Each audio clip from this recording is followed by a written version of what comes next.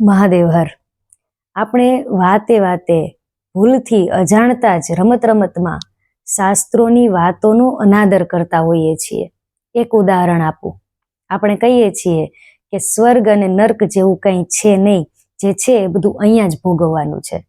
આવી વાત જે શાસ્ત્રને નથી જાણતું, નથી સમજતું, નથી સાંભળતું એ લોકો કહે તો વ્યાજબી છે, પણ જે ધર્મ જગત સાથે જોડાયેલા છે એવા લોકો આવી વાત કરે ત્યારે દુઃખ લાગે અને એમની અજ્ઞાનતા ઉપર હસવું પણ આવે.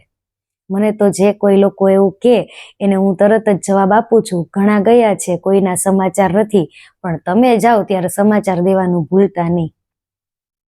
અને જો સ્વર્ગ અને નર્ક ન હોય તો શ્રીમદ ભાગવતમાં વર્ણન આવે છે નર્કનું, શ્રીમદ ભગવદ્ ગીતામાં નર્ક સ્વર્ગના શબ્દો આવે છે, ગરુડ પુરાણ તો આખું સ્વર્ગ નર્ક ઉપર જ છે એવું કહીએ તો પણ ચાલે, અને બીજા ઘણા ગ્રંથોમાં સ્વર્ગ નર્કની વાતો છે.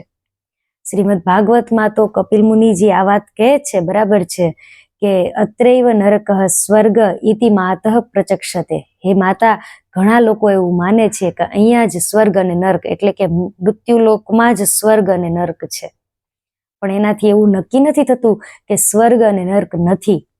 સ્વર્ગ અને નર્ક છે એવા પ્રમાણો ઘણા છે, પણ સ્વર્ગ અને નર્ક નથી એવું કોઈ પ્રમાણ નથી. એટલે શાસ્ત્રોની વાતોને આપણે સમજીએ અને આવી રીતના લોકવાયકાઓ જે ફરતી હોય છે એને શાસ્ત્રોની નજરથી જોઈએ, આ વાત ઉપર શાસ્ત્ર શું કહે છે એના પછી આપણે બોલીએ અથવા તો સાંભળીએ, એટલે શાસ્ત્રોની વાતોનું આપણાથી ભૂલથી પણ અપરાધ ન થઈ જાય, વેદવ્યાસજી મહારાજનો આપણાથી અપરાધ ન થાય, એ આપણે ખાસ જોવું રહ્યું. મહાદેવ હર.